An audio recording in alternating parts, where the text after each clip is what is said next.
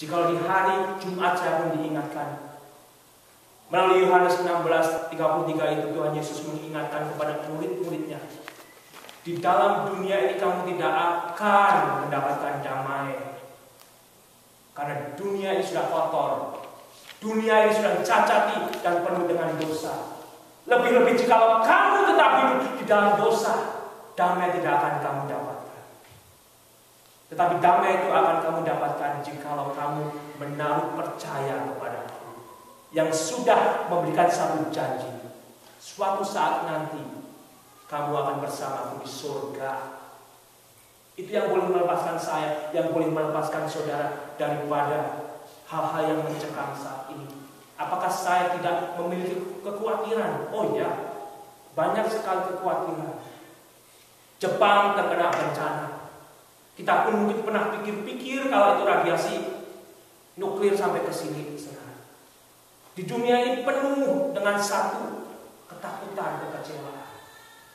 Tetapi seringkali jika saudara seolah orang itu hidup di dalam satu kesukaan, bahkan lupa Tuhan, meninggalkan Tuhan. Saudara, hati-hati. Karena kita juga sudah diingatkan, God is not God. Tuhan tidak bisa dipermainkan. Minggu lalu juga kita sudah baca. Don't play God. Don't play God. Jangan bermain dengan Tuhan. Salah seorang penulis juga pernah mengingatkan, don't play God. Karena Tuhan tidak bisa dipermainkan, saudara. Jikalau saudara dan saya adalah manusia yang sudah diciptakan baru, dilahirkan di dalam roh yang boleh memerdekakan, dan di dalam roh itu juga biarlah saya dan saudara meminta pertolongan Tuhan untuk hidup sehari-hari, melanjutkan kehidupan ini sesuai dengan panggilannya masing-masing. Selanjutnya, janganlah ada orang yang menyusahkan aku, karena pada tubuhku ada tanda-tanda milik Yesus. Luar biasa. Paulus hanya disusahkan oleh pengacau-pengacau. Jangan habiskan waktu saudara hanya untuk mengacau. Jangan habiskan waktu saudara hanya untuk merusak jemaat Tuhan, dimanapun saudara berada. Bukan hanya di tempat ini saja. Jangan. Sehingga dari sinilah Rasul Paulus mengungkapkan, tubuhku ini sudah penuh dengan bilur-bilur aniaya karena Kristus. Cukup. Kiranya apa yang aku tuliskan kepadamu, kamu boleh terima dan kamu boleh hidup di dalamnya. Jikalau tulisan ini terlalu kecil bagi saudara, susah untuk dibaca, cari Alkitab dengan printing yang besar, agar saudara pun bisa membaca secara langsung Alkitab saudara. Karena saudara saya sendiri Paulus mengatakan tidak kelihatan. Cari tulisannya yang gede. Karena firman Tuhan ini akan berbicara langsung kepada saya dan kepada saudara, akan membersihkan hidup kita di dalam kuasa Roh Kudus. Sehingga kembali saudara melalui Matius pasal 4 ayat yang keempat, mari kita baca kembali bersama. Matius pasal 4 ayat yang keempat. Mari kita baca bersama. 2, 3. Tetapi Yesus menjawab, ada tertulis, manusia hidup bukan dari roti saja, tetapi dari setiap firman yang keluar dari mulut Allah. Saya termasuk saudara yang sudah diampuni dan mengaku hidup sebagai orang Kristen. Ini bagian saudara, ini bagian saya, ini bagian mereka, saudara. Biar saya dan saudara memang benar-benar memperhatikan perkataan firman Tuhan, untuk sebetulnya benefit saudara sendiri, hidup bersama Tuhan dan di dalam Tuhan, sehingga dari situ saudara boleh menikmati damai sejahtera di dalam Tuhan.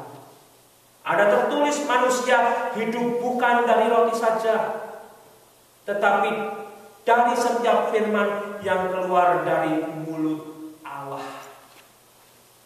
Janganlah kita hanya berfokus pada roti yang lahiriah, yang hanya sementara, tetapi firman Tuhan itu yang harus menjadi fokus setiap waktu, setiap hari, untuk boleh mempertumbuhkan kita, saya dan saudara, dan orang-orang Kristen yang lain, saudara.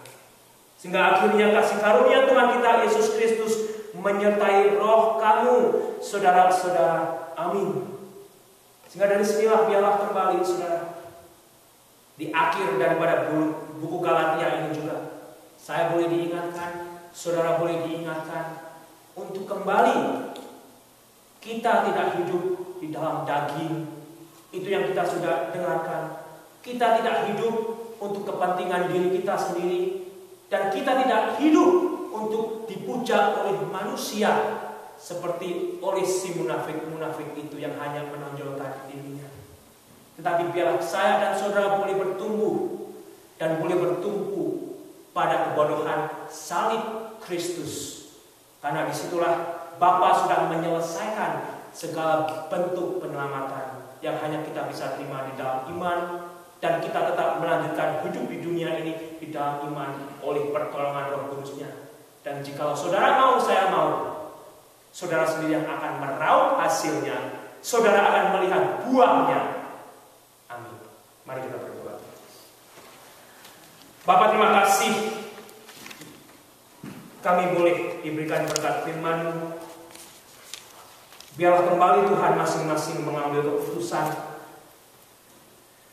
dan biarlah kami masing-masing juga boleh merenung di hadapan Tuhan bahwa kami adalah ciptaan baru, untuk kami meninggalkan segala bentuk kejahatan.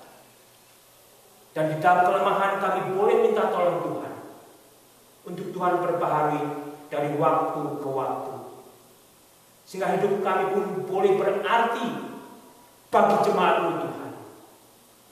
Hidup kami pun boleh merasakan damai sejahtera yang mengalir daripada Tuhan sendiri. Karena kami mau hidup meninggalkan dosa yang Tuhan sudah ampuni. Tolong Bapa, Engkau yang boleh membentuk kehidupan kedua jemaat ini, Engkau juga yang boleh mempertumbuhkan kehidupan kedua jemaat, di mana Tuhan sudah anugerahkan di tengah-tengah kami.